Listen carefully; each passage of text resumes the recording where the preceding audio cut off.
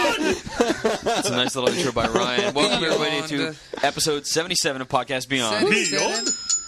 There he goes again. Sounds like Mr. Rogers' Neighborhood. The little train that used to come through. Ryan's vocal cords were removed and replaced with Baby's First Baby. There you go. Welcome to the episode, the show, whatever it may be. I'm Chris Roper. Greg Miller, what's going on? Not much, man. Ryan Clements, what it do? Woo, woo. Jeff Haynes, what's going on? Yay, yay. Sam Bishop, what happened? There it is. There's the whole cast. I love pie. So, Pie's as a bit of a warning, so that all hell doesn't break loose when this happens, Greg, you have a demo at 11 o'clock. I do. For a rather large game. Are you allowed? When does that preview 9 going a.m. up? is the embargo tomorrow. Is it 9 a.m. Killzone tomorrow morning? 6? Yes. Yeah, Killzone 6. He's going to preview it today. I can't imagine why we wouldn't be able to say. All right, so what are you seeing today? I'm seeing Batman Arkham Asylum There today. you go. So tomorrow morning Yeah. at 9 o'clock on Friday at onign.com, Yep, we'll have Batman Arkham Asylum. Word. So there you go. I hope that game doesn't suck. Yeah, I'm hoping to. Also, it looks cool, man. Yeah, well, I mean, all we've seen is trailers, so who knows? What I'm hoping, what I'm a little bit worried about is if it only takes place in Arkham Asylum, it's going to be stupid. Like, they need to break free, and then you go out until Gotham. I hope so. But it looked. I mean, it looks like to me from that one trailer, Arkham's huge, so I don't think they're going anywhere. Well, we'll see. But then again, we all said that about Metal Gear. Remember that in Metal Gear Solid 2? Oh, boy. The tanker. I don't want to be on a tanker all day long. Yep, there you go. Fine, you get So big that's shell. right. I've just compared Batman, who we see no gameplay to Metal Gear Solid 2. Yeah. There you go. Let's get right into the news with the Roper Report. Time for some news. See, I got my hot chocolate this week, so I remember the correct title of the Yes. of the segment. There we go. Not a whole lot to talk about this week, but let's see.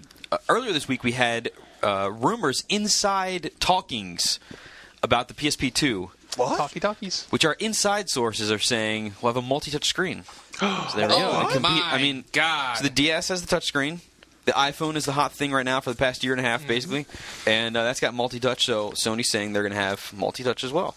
So, or at least some sort of touch screen. Hope so. So we'll see what's happening there. But of course, this is from inside sources, but they are trusted. Believe what we say. People are saying that it's not true, but what we know and what our source knows is that this is true. So that's all we can tell you. And maybe the source is completely wrong, but the source believes it to be true. The source is not lying. Right. So there you go. It could be that the source knows of developments and experiments. Maybe it's not the final product. Could be that could be R&D. what it is. Yeah. But the source, I'm sure, is not lying. But we'll see what's happening. It'll be interesting to see if they get any little tussles legally, because there's that whole Palm Apple thing going on right now. Yes. So, then again, Palm stuff is like... Yeah. Let's see what else is coming here. Ooh, good announcement today by Sony Online Entertainment / PopCap, everybody's favorite casual games developer thing, because they have $700 trillion.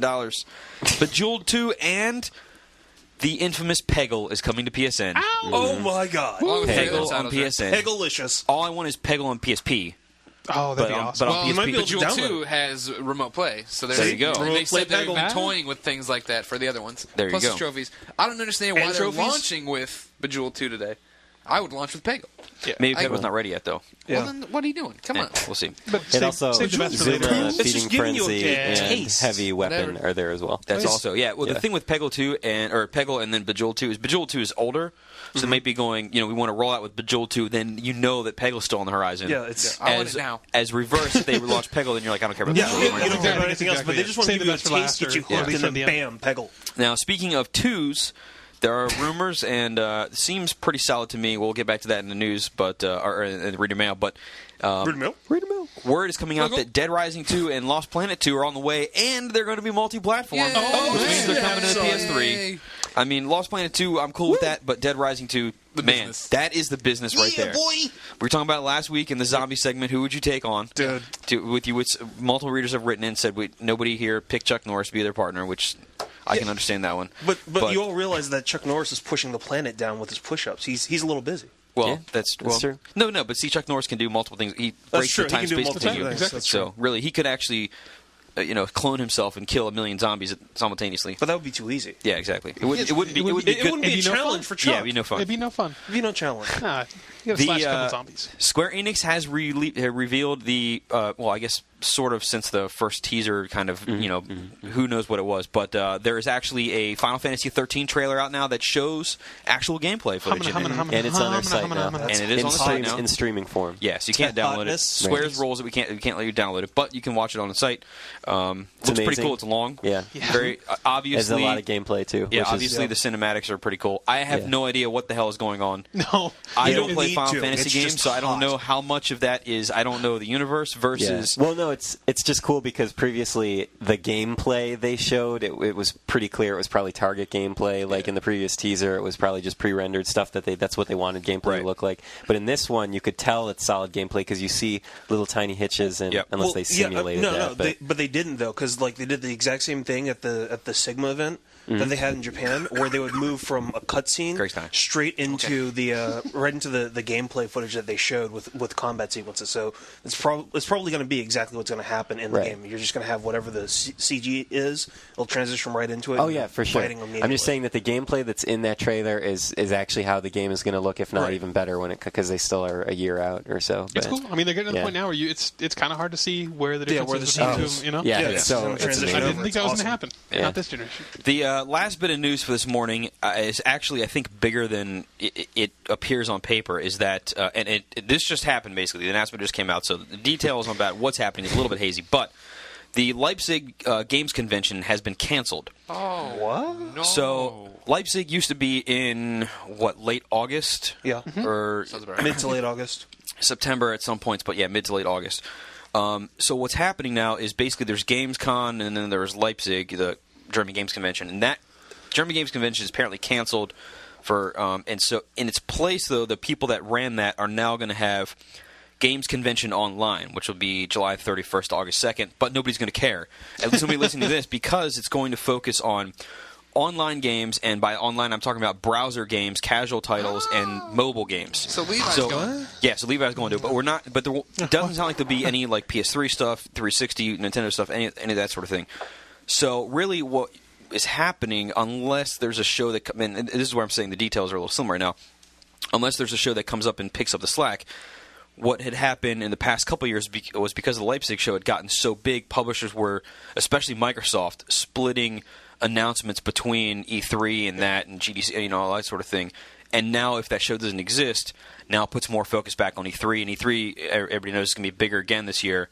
So now, people that don't go to the show don't care, but this is changing when announcements will be made, what's shown when, et cetera, et cetera. And so if this doesn't happen anymore, it's kind of a big change as far as the sort of coverage you'll see over the course of the year. But part of me likes that. I mean, I like that the developers don't have to basically halt what they're doing, create a new demo, show it off. Especially because GC was open to the public, right? So they were sticky. It was one of those off-day things. But I like the fact that things are staggered 3 points throughout the year. So you have and for 3 different regions. So you have your E3, you have your GC, and you have TGS. Yeah. And now just 2. Yeah. I wonder if it's. Do you think it's economic at all or no? It Just is because. It must cost a lot of money to run that show. It's gigantic. Leipzig was smaller compared to the other cities, which is where they were hoping to move it to. Like Cologne, I think. They wanted to move to like Cologne. But even still, that's talking Frankfurt or Munich. So massive amount of money to book that to run that entire convention center. But they also got some of it back too. Right. Well, yeah, of course. But I'm just saying. I wonder if that's one of the reasons why it got canceled or downgraded. It would make sense. That is the news for the week. Yeah. News complete. Now, okay, so here's how I go. Is every week I like to hear the news. I like to hear about what's happening. But, the news is related to the games that I actually play. We don't have time for your intro. PS3 is getting Bejeweled 2 on PSN. PSP gets nothing. PS2 gets Naruto, Nabugos Ambition, Northern Territory, and there's some other PS2 game. Iron Triangle. What was the other one? Ooh. Nabugo. Triangle. That's I had 2 for PS2 when I came in here. Whoops. Shoot. What? Remember, I rattled them off. There's Narubu's Ambition. What happens? The show goes on, and then it gets screen gets scattered. Anyway, just go. What's coming to PSN this week? Do we have anything from Zombie Blogneck? A ton of things from Zombie Blogneck to make up for last week. Pretty amazing week. Yeah, it's huge. Chinese New Year LBP skins, God of War, and Kratos LBB costume. There's going to be Burnout Paradise is actually being reduced to $20 now, the downloadable version of it. There we go. Which is Whoa, huge. really? Yeah, $20 now. You can is that download temporary or is it? That is, as far as I know, it's going to be like the price from now on. You have no choice now. You have no choice but to buy it. Also, I covered the party pack yesterday. Yeah, it's pretty fun. Or 2 days ago, you said I guess. February for that, right? February 6th. February 6th. Yeah, 5th or 6th. it's on the way. It's almost there. Right there. Next week. As we already said, Bejeweled 2, Savage Moon comes out today. Yay, finally. The exclusive Mirror's Edge free level is coming. That's a PS3 exclusive. Ryan's excited. There's tons of downloadable content for Disgaea 3, Skate 2, Lord of the Rings Conquest, and Monday is the Resident Evil 5 demo. Yay! Resident Evil. All right, so it sounds to me like from the list that Greg can remember that there's not many. I mean, people, strategy fans like the Noobus whatever games, newbies games. You know, that could be good for them. But you know, it sounds to me like my personal pick of the week would be Savage Moon. Yeah, So, seems like Yeah, it. there you go. And if you haven't done it, And get Burnout. Burnout Paradise. yeah, That's like that's getting to be a public must service buy now. announcement by Burnout Paradise. You can. I say keep Immediately. holding out and hoping they'll keep knocking the price down, and then when they release the DeLorean, then you buy Burnout Paradise. Well, you can be ready for it though. Yeah. Well, You'll be ready. I am. I jumped the gun with that gift card from the Christmas party. There you go. Now I just look at Burnout all the time. but think about $20 for that DeLoreans. game, man. There's That's so phenomenal. much game for $20. Yep. That's- I don't think there's any other games out there that have that much crap for $20. Yeah. There's a ton of stuff. There you go. It's good. So, pick of the week is Savage Moon. Oh, Trophy tips, just the mother beyond in tip. Greg, I know that. So I got some tips for in a second here, but Yeah. Greg, I know you have some tips from a little wrestling game you've I've been run playing. into a gold mine of trophies. Even if you do not like wrestling, first off, I'm not speaking to the gameplay or anything. I can't talk about how it plays. I'm not getting ready to do a hands-on just yet. However, when it comes out, Legends of WrestleMania literally hemorrhages trophies. I have cleared As much as Ric Flair bleeding by getting cut open, is it? Totally. If this game, if you were to blade, trophies everywhere. First off, well, we're going to announce them soon. Not yet. So I mean, these aren't The trophies. I'm not going to go into details about what they are. Although they are attached to your PSN Exactly. title. So Well, people the can problem find is them. that I'm super busy today, and I'm not even working tomorrow, and Monday I'm out of town. So if somebody else wants to get to this, maybe Sam, they're up. You can look at my profile, whatever. Anyways, there's 2 bronze. The rest are all silvers. There's golds in there. you serious? They're This dude is out of super. They control. are ridiculously Out of easy control. to get. You could probably, it was all broken up yesterday and the day before, the stuff I was doing for it. But if I was to condense it probably into an hour, I have 36% Yeah. off of an hour of play. And that's like insane. 2 golds and a bunch of silvers and the 2 bronzes. How many matches was that? Was it like 2 matches? 1 match? I'm not going to go into that just yet. Do you have to have any sort of skill with wrestling games? Well, no, because Legends of WrestleMania, as I've written about in the past, is THQ's attempt to kind of do a more mass market game for everybody. So yeah, I mean it's appealing to the casual fan for sure, and easy trophies definitely to pick up. However, I was also getting some easy trophies thanks to Chris Roper in a game he has. Just the tip. Just the mother beyond and tip. So like I mentioned, Rub it on me. I was playing and I previewed the Burnout Party Pack on Tuesday. When I started playing this thing, in about, this is not an exaggeration, the first 2 minutes, not counting the load up time for the game, I got 2 silvers and 2 bronzes in about 2 minutes. wow. Yes. So it seems like Criterion didn't have a whole lot of options on what to assign trophies for, but they had, a certain amount of points they could basically assign trophies. And so basically what you're getting are, off the top of my head, it's like 7, I think, total trophies. And I want to say that 4 of them are silvers and 3 of them are bronzes, give or take, something like that. Yeah. You get, there's a silver for completing a game with 2 to 4 players, which you can just do 1 round on, and it's past the controller, so you only need one. No matter what you're doing, you only need 1 controller. So you can just basically do 2 stunts or whatever, and you get that silver. Then there's a silver for having everybody in a party complete all the challenges. So if you're doing an easy challenge, it's 2 rounds you have to play. If you complete both those, that's another silver. Then you play a 5-player match to do 1 round for that, so you just play 5 times. The longest one takes about half an hour or so, which is 8 players times 8 rounds. Just complete that, you'll get a silver. There's one for giving a picture in everybody in your party, you get a bronze for that. So that's easy to do. And then there's another bronze I can't remember off the top of my head. It's finishing your first race or whatever. Oh yeah, something like that. Yeah. I mean, it's a piece of cake, and there's no reason you shouldn't play this because it's pretty fun. And when you get it, you will just be like, oh, easy as crap. So you don't even need friends to do this. Is the party pack an add-on for free, or do you have to pay You for have it? to pay for that one. I think. No. The most recent press releases say that it's free. Really? I think it's Because there's one that you do have to pay for, and that one is coming out on the same day. that's That's the the big islands expansion thing? exactly. Yeah. Yeah.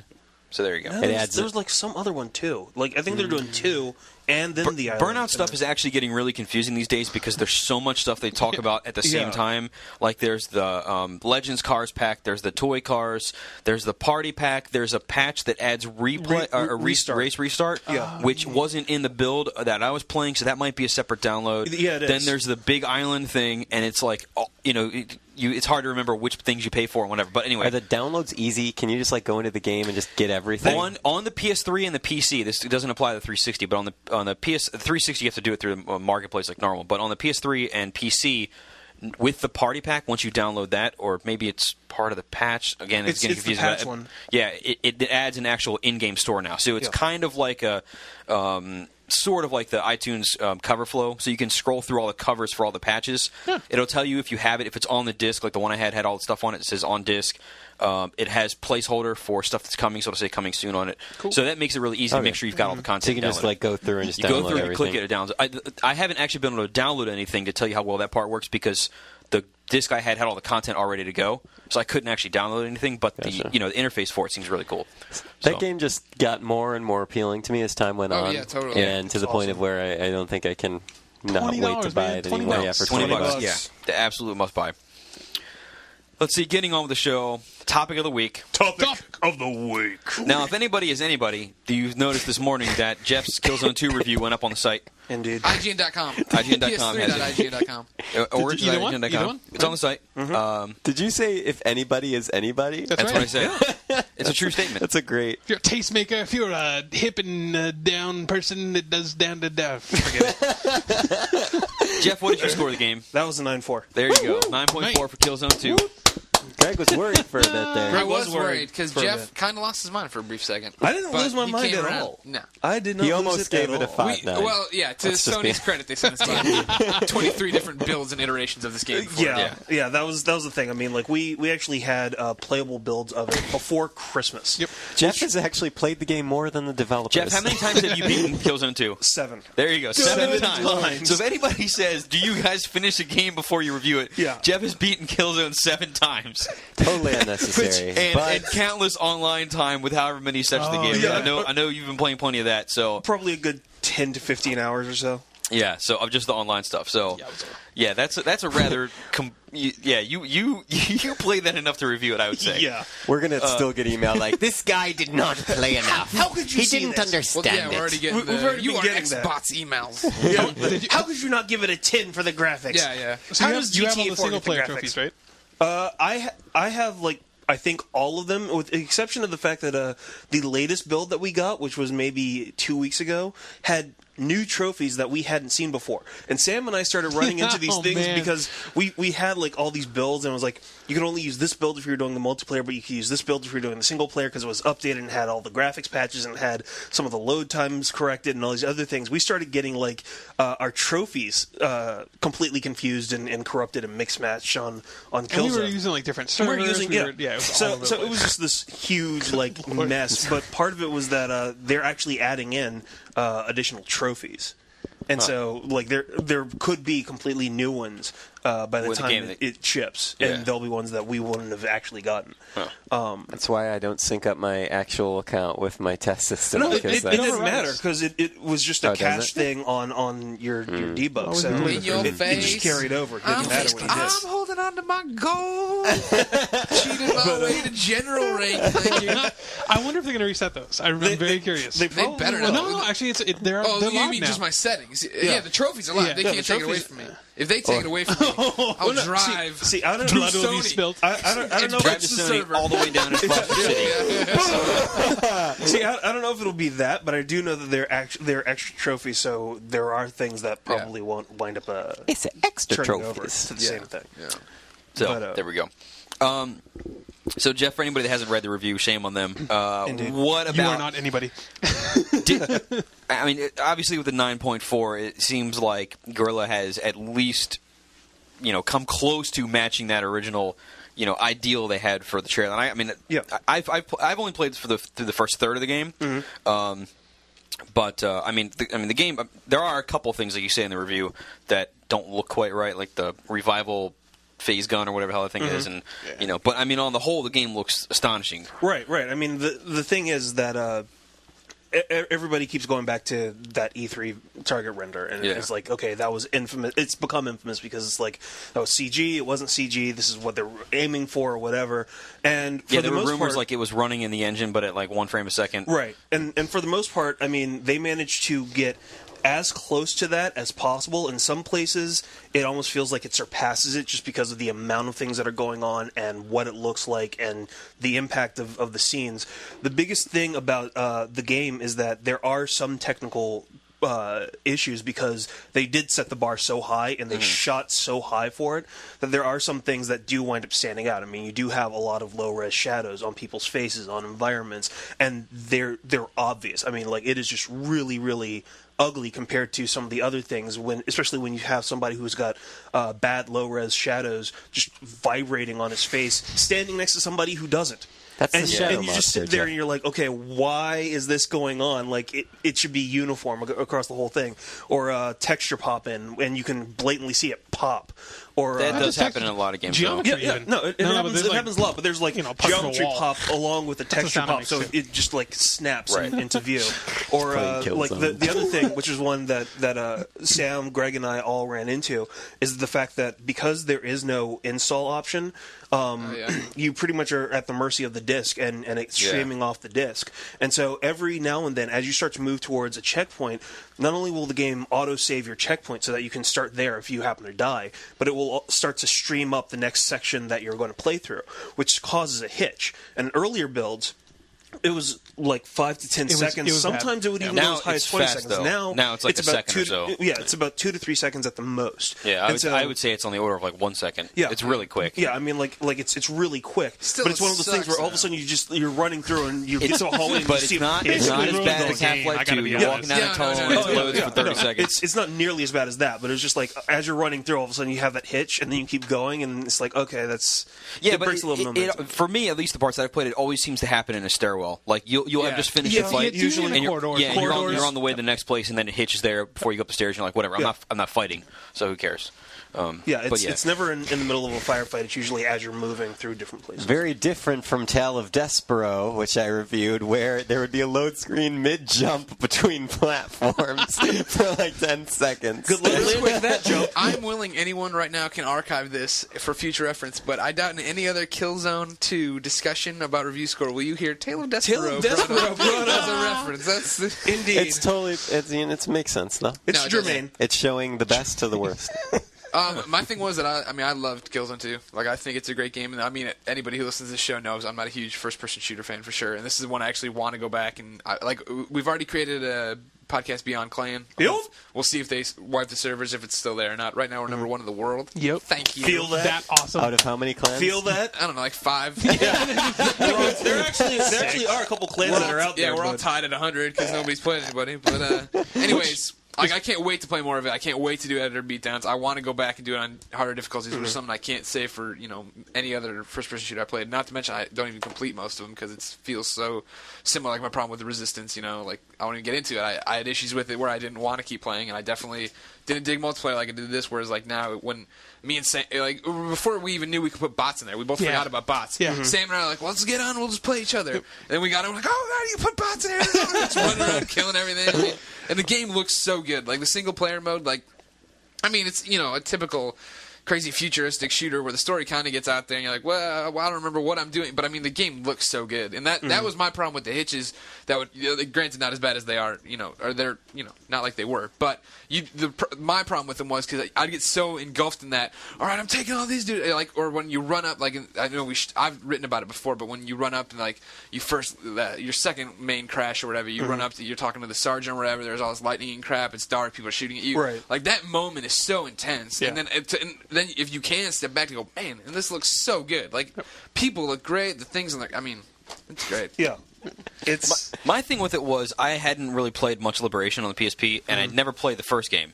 The first game is very forgettable. It's a decent game. That's why I didn't It really. was kind of purdy. That was about the only thing I had really. But it was one of those things where it was like it was almost too ambitious for the PS2, and they also had the 4-person structure was just way too kludgy and too clunky to do. Yeah, see, for me, that moment you're talking about where you in the second level you arrive, everybody's seen this part before. It was the stuff they showed off, basically the first gameplay stuff. That one that didn't hit home. I mean, it looks awesome, but it didn't hit home for me. Like, holy crap, everything's coming. Now it's on because I hadn't played the games before, so it's sort of like, okay, well, here's a level with cool lightning. You know what I mean? Yeah. I didn't have like that, But I mean, imagine the same kind of thing would happen. Like if you hadn't played the first Half-Life and you're playing Half-Life 2, then same thing. You have the same kind of effect where some of the stuff is lost on you. But to me, there wasn't enough exposition in the beginning for new players, I guess. I can see that. I mean, the intro to the game is awesome. Yeah, Brian Cox is phenomenal. The cinematography, how it's just one shot that goes from like a presentation by whatever his name is, and then it like comes out of the TV. You watch your dudes. The camera pans out. Goes into a rocket. Comes up off the planet. Goes totally out. Goes across the solar system. All in the same shot. Missile strikes and down, everything. I think I've probably watched it like 50 times. Yeah. Then it like zooms in to somebody talking, and then finally it like does a cut. I mean, dude, that camera shot. I mean, you can't. That can't be done like without CG. You never. Well, yeah. I mean, that's the one thing. It's been done before. No, but that's the one thing that is actual CG, like because it is. It's so obvious. That one is actual CG. Everything but the cool thing is the characters that are in it though are rendered like they are in the game. Yeah, exactly. So the characters look exactly the same. Exactly. But when you pan out and you see the entire planet, you're like, oh, that's not the game. But I mean, like that's the only thing that's CG. Everything else is in engine. And so it's one of those things where it's like, wow, that's pretty damn impressive. That's the only element that you just know is outside. Yeah. You definitely have to finish the game because there's some stuff that happens, especially in the latter half of things. It really does build up. It does a good job of like getting better and better. And there are a couple parts in the game that totally floored me, and some of them weren't even like giant, crazy action set pieces. It was just the way they had set up like the environments. Yeah, it's awesome. I feel like it's kept fresh. I didn't feel like I was doing the same thing level after level, mission after mission. Yeah. Like there's a tank tossed in, or I have to go do this, or cannon fodder shooting certain things off lightning guns and whatnot. Yeah, not to mention use the knife. I figured this out way too late in my first playthrough. The knife stabbing the hell out of people immediately. Oh my god, is it great? But the thing is, and this is one of the things that I discovered on my multiple playthroughs, is that as soon as you start kicking up the difficulty level, kiss the knife goodbye. Unless you happen to have like the time to like try and do something stealthy, because like these guys will just turn around and they will bitch slap you left and right. I mean, it is one of those things where they have no hesitation whatsoever. See, the thing that I thought was pretty cool in the beginning, at least, and the reason that I'm doing a lot of those melee attacks is there are weapons and guns to be picked up everywhere, but it's like your weapon, like your assault rifle versus the stuff that the Helgas are using. So it's sort of like I like to pick up one weapon and keep that and not have to bother to keep changing weapons in case somebody comes around the corner. So it's like if I'm running low on ammo, even though there's guns everywhere, they're not what I'm already holding. Yeah. And some of those guns you pick up only have like 40 shots in them. You don't know. Right. Like it's not like you pick up a gun and you have full clip automatically. I love that assault rifle too. So the default one? Yeah, it's awesome. You know what though? Like the shock trooper one, so much better as far as like rate of fire and just ammo clip. Really? Yeah, like they spray bullets like. But I love you the can't scope. believe the scope on the assault rifle, man. That's where it was at. The scope's great, but the scope on the sniper rifle is even better, especially because I'm terrible with sniper rifles, I guess. Well, the part about it, which I love, is the fact that it's got the 6-axis control, and so as long as you hold the controller stable. Like, it's actually, awesome. I did like that whole part. I actually used a little bit of movement to tweak the shot. So if there was like a guy, and this brings up my big beef with the game right now, is that I cannot stand the effing controls. They just drive me nuts. There's no happy middle ground between being quick enough to spin, like to your left, or do like a 90 if you're degree turn. Aiming down the sight. Yeah. Well, that too. Just normally, I just feel like it's a little bit too sluggish. And then if I want to try and draw a beat on someone who's off in the distance, I will sit there and I will bob from left to right of their head. That was constantly my problem until I can't freaking and I want to get headshots as a trophy for it. Yeah. And it's fine when you're in close quarters because you can just switch to a knife, and then like if you have to turn around somewhere, you can just and swing like crazy. I'm moving my hand like a retard. But in multiplayer, you don't have the knife. So if you get into a close quarters fight, then if you don't get the drop on someone, you're screwed. And that may be intentional. I don't know, but it just probably like I didn't have a problem, or I didn't have as much of a problem with it. I mean, like I know exactly what you're talking about because we've had conversations about it back and forth. Many. And part of the thing that I just started getting used to was the fact that a large amount of it was getting used to feathering the trigger. Because the recoil on these things, because the guns are so powerful, but you kind of need them to be because the Helgas can take so many goddamn bullets. Like you start getting used to feathering the trigger so that your shots are more accurate. And so because of that, like depending upon the weapon, I started finding that burst fire was a lot easier, and you have to get used to it because a lot of other games, either the recoil is definitely calibrated a lot tighter than they are in this one, and they actually regulate the climb on the weapon a lot more because the climbs on these, it's almost like if you hold the trigger down, you're going to be aiming at the sky. Well, yeah, like the recoil will automatically pop your gun up, so you really have to worry about the recoil on the climb. Yeah. Very good. Not to mention lightning gun. Oh man! Oh, the best moment of that so game, awesome. man. That was my favorite part of the game. And it's Having because that and feeling that entire complete game badass. builds up to that point. Like, you builds never up to felt it. powerless, but when Nope. you got that, you were freaking Oh, indestructible. And they give it to you for long enough that you no. don't feel like it was a total waste. It's I not know. like a little Yeah. one-off It was weapon that you so- that have was for so 30 well seconds. And you're just running through, So just well done. frying It's things. awesome. It's really it's cool. phenomenal. One thing we haven't been able to do yet, even though we've been playing a ton of multiplayer, because we haven't really done clan on clan matches, is that you can wager the points that you win while playing against other people. So you can basically bet on clan versus clan matches, which is awesome. Yeah. And I'm really looking forward to getting this Me too. going. yeah, Me too. it's It's gonna be fun. That's why it's excellent. And the multiplayer is amazingly They're good. torturing us by Amazingly giving it good. to us this early, and then now we have to wait a month I know, for and it's everyone for else to everybody get else it. to actually There's get it because the fact that you can start with your soldier class and then you unlock the other 6 classes, and then the more you play, you eventually wind up unlocking all their abilities, and then you can mix and match so that you can create your super soldier. So it's like my medic all of a sudden will drop C4, so if you try and run up on me while I'm healing somebody, you're going to get blown up by a proximity mine. Or like just these ridiculous turret guys. I mean, there's some guys we've played online where they're just like engineered tacticians, and so they'll throw out like a sentry turret, and you think you've got that, and then all of a sudden an aerial support turret will come over and or aerial support drone will come over and blow you away. And you're like, Jesus, where the hell did that come from? Yeah, the whole mixing and matching thing was really well done because you level up normally by class, like you rank up, and that gives you stuff normally. But then you also have the ribbons, and the ribbons turn there's to a ton medals. exactly, and there's a ton of different stuff. And those so there's constantly like a carrot being dangled in front of you. Yeah, You always exactly. have something to try and earn. And it just makes it super addictive. It's really, really, really well designed. And it's not like the modes do anything crazy. They're pretty much straight standard, like capture the flag or capture and hold or Destroy, deathmatch. search, Or, destroy. Yep, exactly. So, but it's awesome. It's really, really, really well done. It's very good. 9.4. Killzone 2. Go get it in a month. There Final it is. comment. I'm gonna have to leave here in a second, so I wanted one of our readers to have the final word on the Killzone 2 discussion. This is from Bonafide Hustler. Once again, this bleep ass site. Oh, Gears get a bleep in 10 for graphics, but your Killzone looks way better and get a bleep in 9.5. Yeah, IGN, you getting paid by Microsoft and a bunch of Xbots. Thank you, Bonafide Hustler. I'm Greg Miller, and I'm out. Wait. Before you go, this will be real fast because I don't understand these notes Oh that no, you just it'll wrote. be funny if I'm not here. Okay, Greg. Okay. So Awesome. it- to this- decipher this. Because it's a story. I don't want to go into it, but all right, once so you, we'll once see, you, we'll see what happens. There you go. All right, you'll have to listen to it later. See you guys. Bye, Greg. Sounds like he's more like a wannabe hustler. Go see Batman. Batman. Come. Commissioner Gordon. So Batman. let's get into some reader mail. Red milk. Milk ball. Chain milk. Should we Mill turn man, off his mill bag, speaker? It's fine. We'll just sit there. Malarkey. You can just whatever. First piece of mail comes from Bear in Mind. He says, "What is the greatest life lesson you've ever learned from a video game?" Whoa. Jeez. Deep. Hitting us with that from Wow. the start. I've got one first. I'm early in going to the start this morning. off. This is not a life lesson, but this is a skill that I've learned from video games. That's totally cheating the question. No, but- it's basically the same. And here's the thing: it may have saved my life. all right. Here's the thing: is as everybody listening to the here knows, I'm a big racing game fan, especially game we've been talking about a lot today, Burnout. And once about, I guess, a year and a half ago, this is a little before my daughter was born, my wife and I were driving down El Camino Real, which if you live in the Bay Area, you know it's a speed limit of like 40 or 45 or whatever, right? Yeah. And I was going to get some Little Caesars cheap pizza, and in the place that I live in kind of the peninsula area, and down there's a lot of wood, so there's a lot of deer right around our area. And now I have whistles on my car, but anyway, I'm driving down El Camino doing 45 or 50 or whatever everybody's doing, and a deer ran out right in front of my car, and I'm in the like I was almost at Little Caesars to make a left. It's on the left-hand side of the road, and so I'm driving next to the median, and there's a concrete median in the middle. And it's just a little curb, so you could hop it. But anyway, I'm driving over this thing.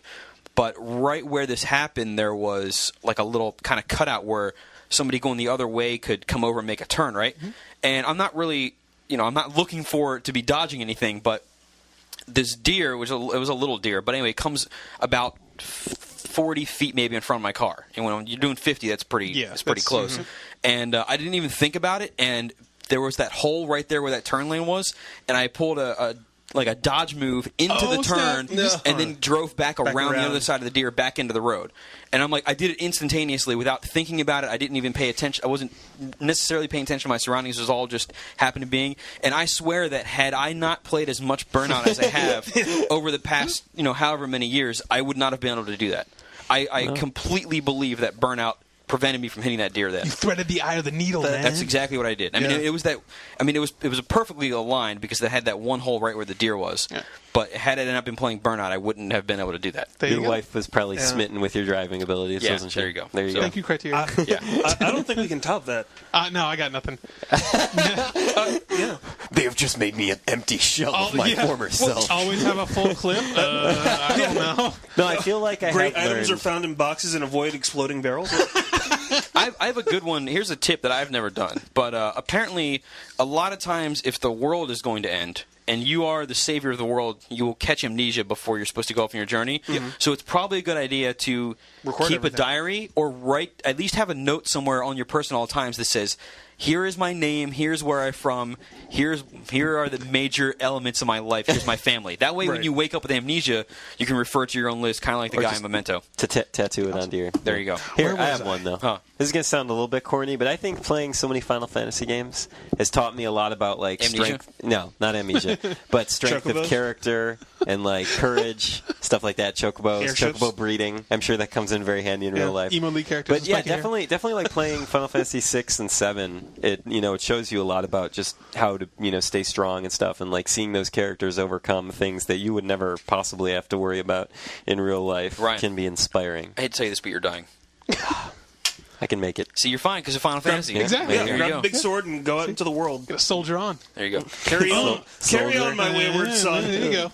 Jeff Ramsarut writes in and says, to what extent do you act as gaming consultants to publishers and developers? Very little, if at all. Yeah, my answer to this is kind of as much as they want to take from us. Yeah. So, like, we'll be in a demo and somebody, they'll show us the game, and they might say, what do you think? Yeah, what do you think? It'd be like, controls could use a little work, whatever, right?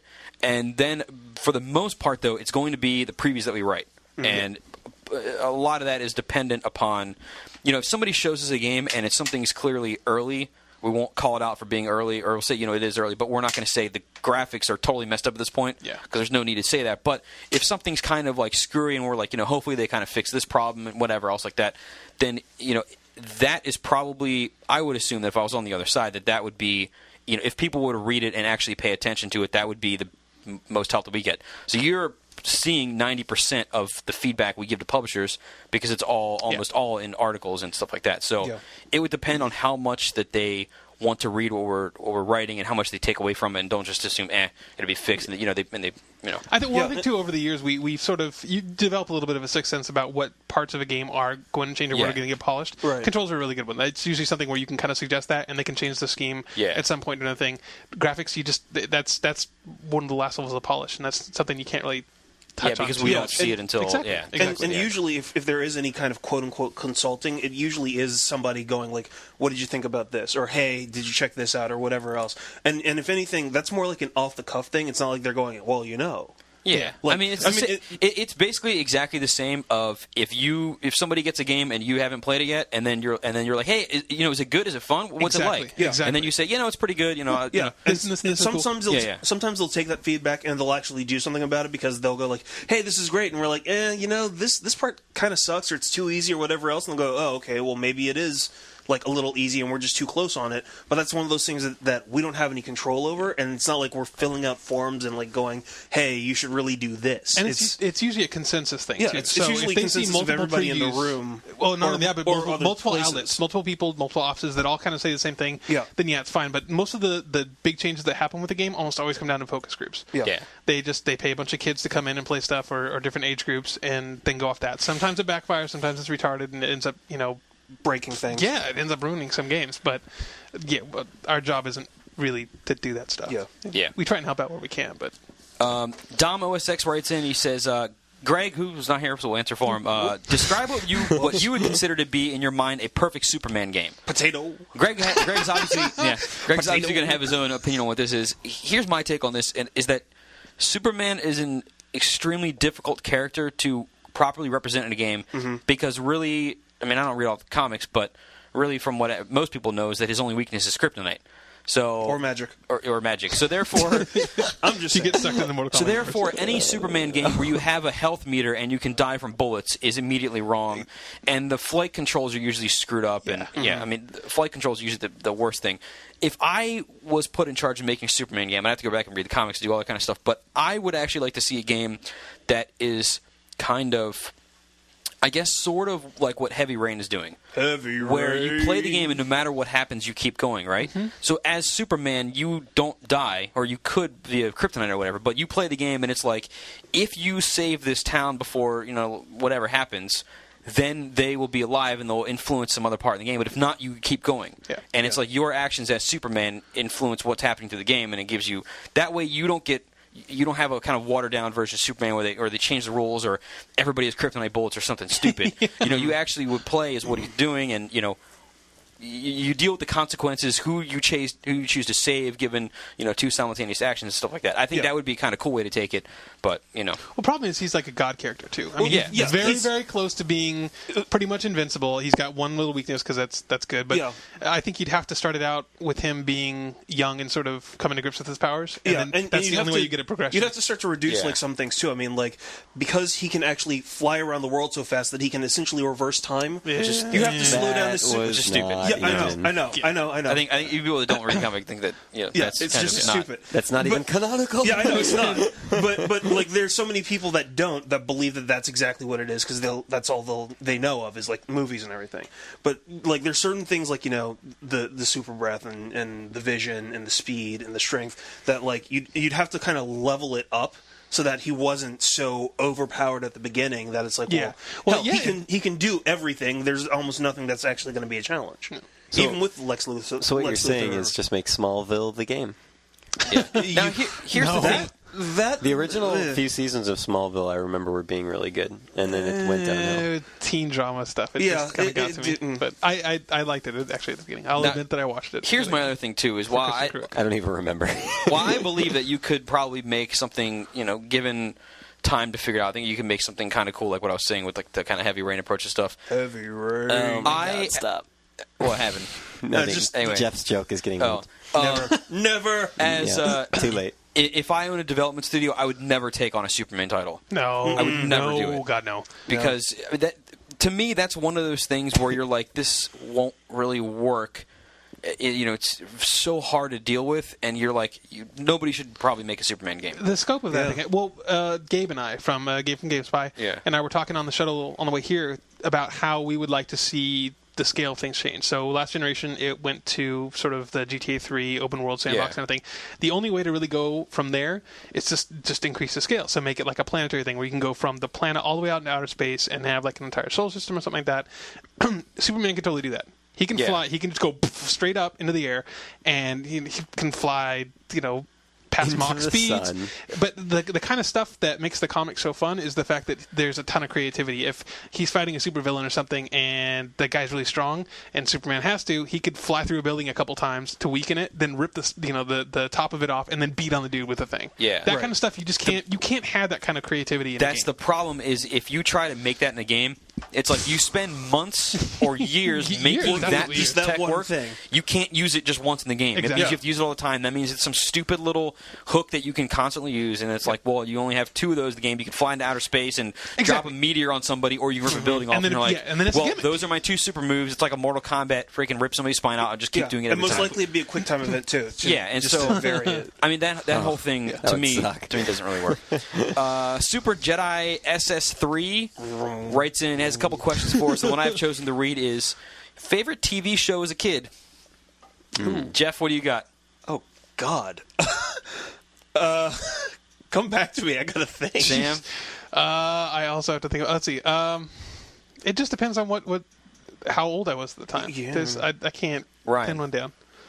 When I was really, really young, because this was like a long time ago, so I forgot, but I had to have been around 12 or something. Actually, I don't even remember. But when I was really young, one of the first exposures I had to anime was Sailor Moon on TV. So I just watched Sailor Moon. Huh. I actually remember enjoying some of the really early Sailor Moon, besides the terrible dubbing, was entertaining. You know what? I might pick either G.I. Joe or Transformers. Yeah, G.I. Joe was probably one of the earliest ones. Beast Wars was really cool, too. Yeah, you're younger than us. Yeah, we're talking old school, Megatron, Starscream. Yeah, now for me, A-Team was the business. MacGyver was also really, really good. MacGyver was awesome. G.I. Joe and Transformers were 2 staples for me, but my number 1 favorite show as a kid, and I wish this would be out on DVD now, is You Can't Do That on Television. Oh, man, that's so You Can't Do That on Television. It's the greatest children's show of all time. I don't know. And dude, it's so good. Yep. So good. I would buy the entire series in a second if it got released on DVD. I also liked Animaniacs. If you guys ever saw that, was pretty good. It was a pretty funny show. Well, won a crap load of Emmys for a reason. It was very well written. V was actually a pretty good miniseries too. If you remember that, of course. Yeah. Dopalicious says, "What do you guys think of the validity of the Dead Rising 2 game coming to the PS3 rumor? He loves more zombie goodness heading our way. It seems extremely likely." I don't think Capcom's going to do a exclusive game anymore. Again, that's basically their they've said engine as is much. totally set up for PC, PS3, and 360, and then they already have Wii stuff that they're working on too. So it's designed for that kind of stuff. It helps them make money. There you go. Sean9986 says, "Do you guys agree with the tank controls are needed in Resident Evil 5 because it's what makes us a survival horror game? Dead Space doesn't have tank controls, and it was a very good survival horror game. No, I hate the stupid tank controls. Yeah. Tank controls are horrible. I am reluctant to play Resident Evil 5 because of the controls. The default scheme isn't like RE4. Yeah, if that makes any sense. But you can't move and shoot at the same time, though. No, you cannot. As soon as you draw an aim, you are stuck in place. You can't. It's not the tension, man. I mean, it's not as bad as it has been in previous Resident Evil games, where you're just like, Jesus Christ, will you just do something, please? Because like you're slow and you're lumbering and it feels like hell just to move. But for like RE4, the pacing of that game, it kind of made sense. Yeah, it was okay. It made sense with the pacing of it. Like, but Dead Space was awesome. No, I'm just thinking of you were almost a Jill sandwich. What I want to see for a game like RE5 that's supposed to be survival horror like this is when you. So it has regular third-person control things, right analog stick moves the camera. When you pull out your gun, you can move slowly.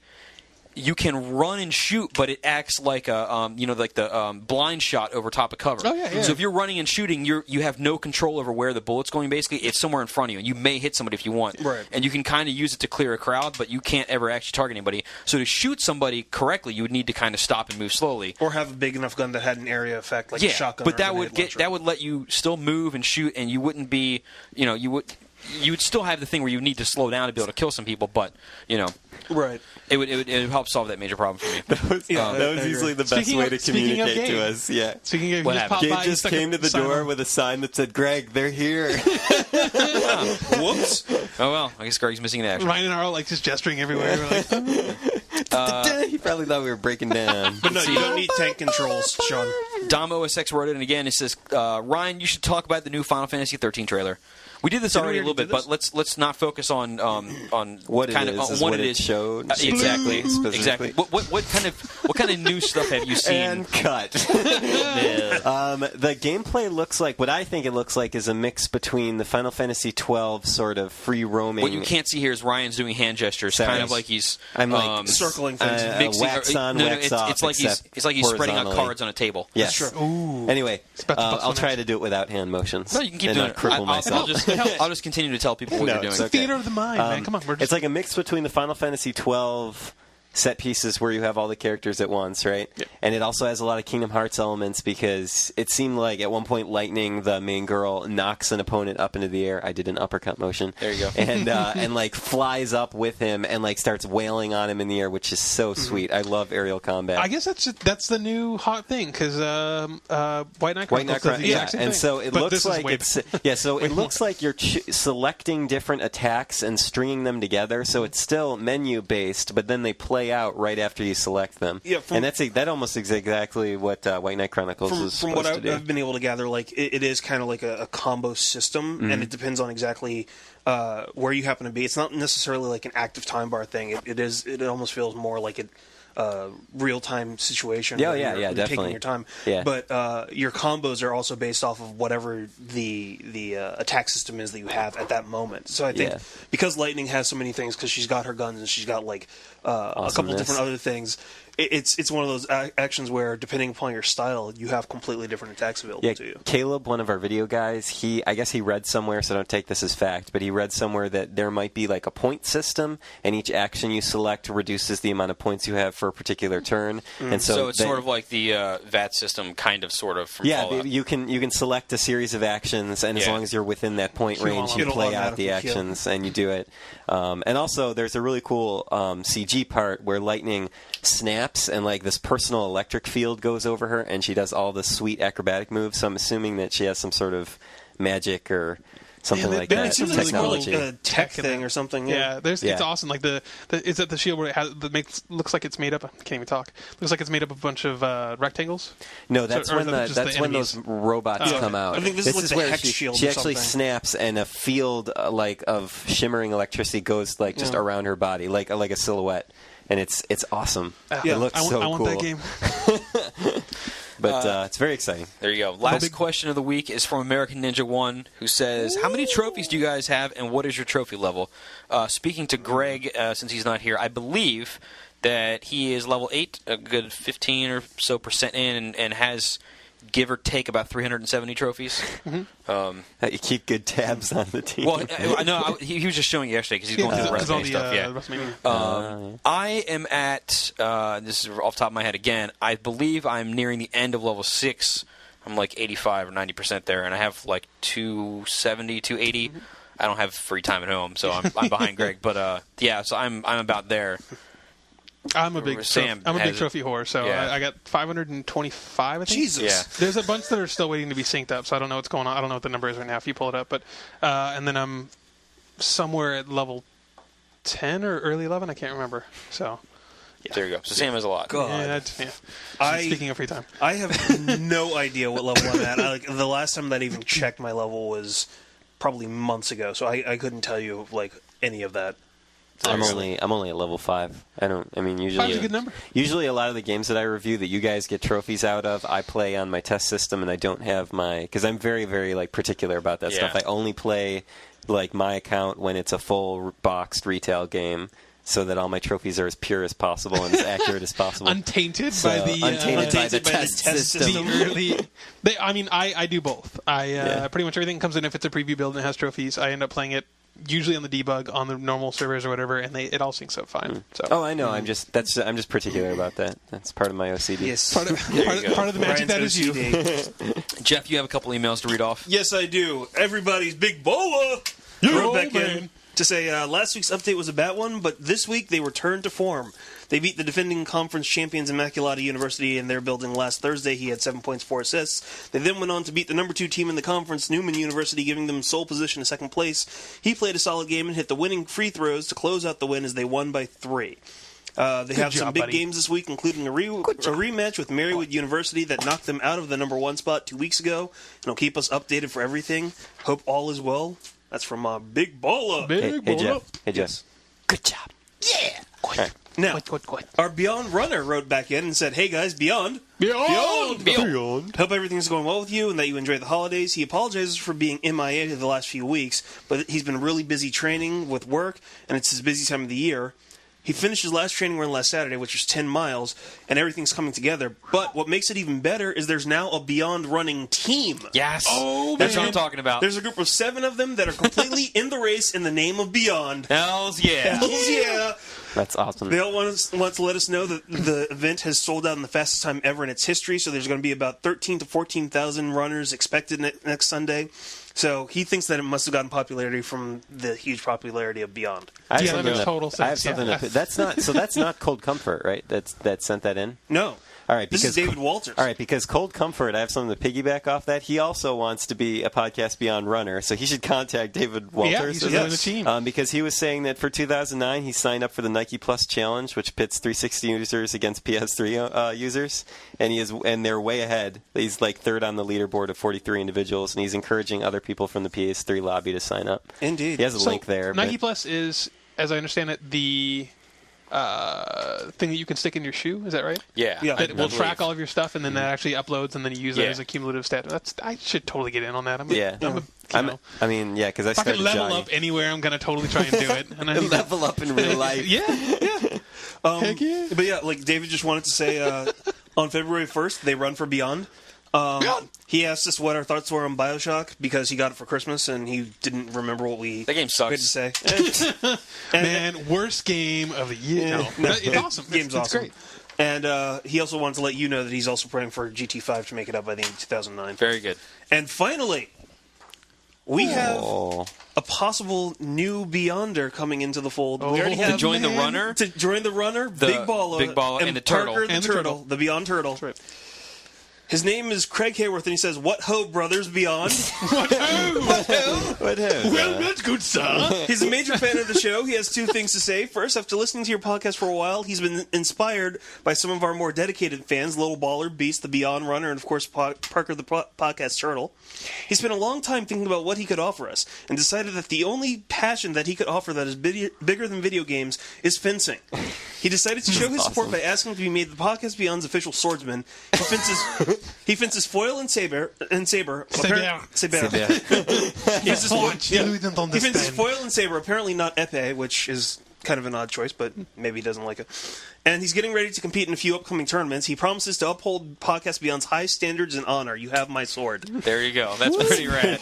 Awesome. Dude, we need to start like the Beyond Athletics Club or whatever. And just have every sport we can. And I think it would be fantastic to have a Podcast Beyond fencer. I'm sure there's already Podcast Beyond chess clubs dotting the nation. Yeah. Craig, we need a picture of you in your fencing gear with Beyond, a Beyond sign. There you go. Let's get on with the show. Bonus wrapping points up if at the he's end. covered in blood. PSN Hit of the Week. I got to give a special call out to the PSN Hit of the Week. Now, this is more an Xbox Live Hit of the Week, but that was awesome. Earlier this week on the Tonight Show, Rainn Wilson, a.k.a. Dwight Schrute on The Office, which is apparently not on tonight because it's on an hour special after the Super Bowl on Sunday. But anyway, so Rainn Wilson was on Jay Leno and was talking about how John Krasinski, who plays Jim on The Office, and oh God, I'm totally dropping his name now. The guy that played Job on Arrested Development. Oh, Will Arnett. Yeah, Will Arnett. Yeah. Sorry. So Will Arnett and John Krasinski and a couple other people are big Call of Duty 4 fans. They play on 360, but so they're playing their games and so Rainn goes over and he's trying to play with them and stuff, and he's like, yo, he's like I like this. Let me get your online handle so that I can play you guys. And they're always like, nah, we'll give it to you later. And so he figured out that they didn't want to play with him. So on the Tonight Show, Rainn Wilson goes on there and he goes, all right, he goes, I'm going to read you their tags. You can go online and shoot them in the face and kill them in these games. And I'm like, dude is doing the celebrity hit of the week. So that was... I don't remember their tags offhand, and I'm sure it was probably invalid at this point anyway, so it doesn't matter. Yeah, I have no doubt. One, like, he said like George Clooney's was like Old Dirty Clooney. Old Man Clooney or something like that. And like Bono's was like Leprechaun of Death. Those are guaranteed to be fake, but the first two, I believe, were absolutely correct. Yeah, so we'll that see is on those. awesome. I'm sure that's a YouTube clip somewhere. Someone could find. Oh, yeah, I'm sure. Yeah. But so that was awesome. Celebrity Hit of the Week, so there you go. I don't think we can top that, but does anybody have anybody, or are we going to leave it at that? We could give our fencers a PSN name if we want to officially Trial make by it. Fire? Yeah, let's do a Trial by Fire. Let's see if he can fence his way out of... maybe play him with some Soul Calibur. See what he's doing with that. There you go. Very nice. There you go. His PSN name is Street Craig. STREETCRAIG. There you go. PSN hit confirmed. It's just extra static for you. We lost the signal there for a second. Went into a tunnel. It's cool. We went to a tunnel. Our podcast is currently en route. Uphold the hit with honor. This week, brand new special segment, What Drives Clements Crazy? Oh, no. Man. This is the thing that I'm not sure what's going to happen here. This is why I wanted Greg to see.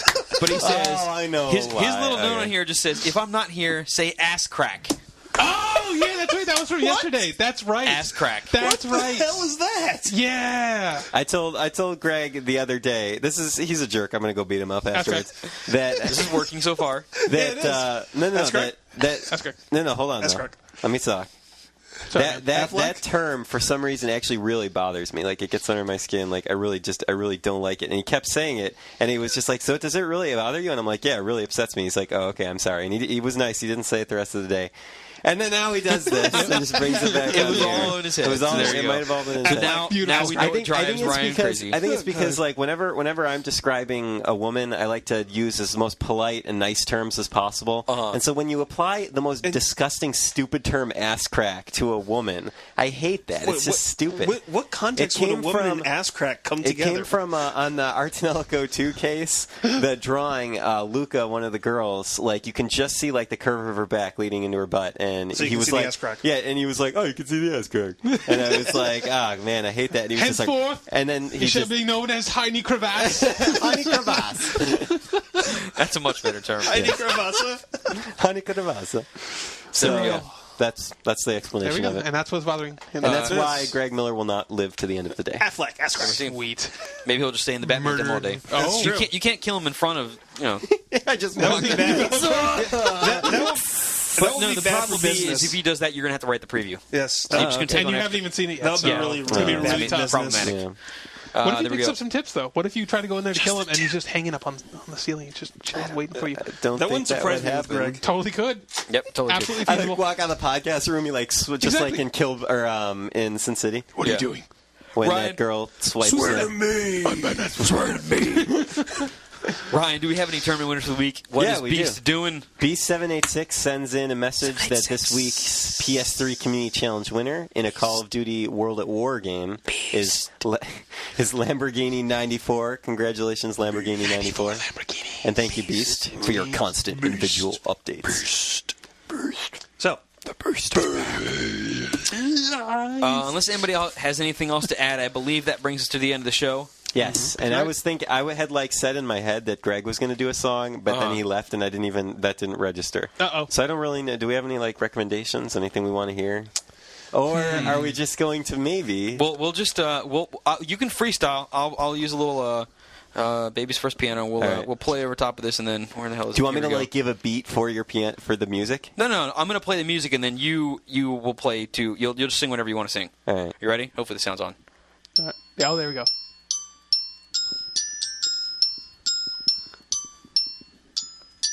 We all know that Greg Miller is a big doofus, and he can't say a joke to save his life. Even though he walks around thinking that he owns the place, maybe he'll finally find a person to love, like KD or his co-workers, so he will not be as grumpy and make fun of his friends like Ryan, because he's jealous of his skill at almost everything, because Ryan is so perfect and wonderful, because we all know that Greg pees his pants. He pees his pants every day. He pees his pants. He pees his pants every day.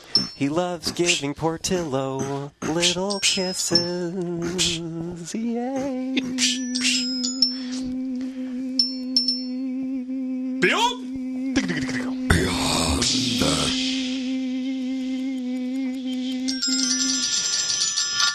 Greg Miller pees his pants. Beyond.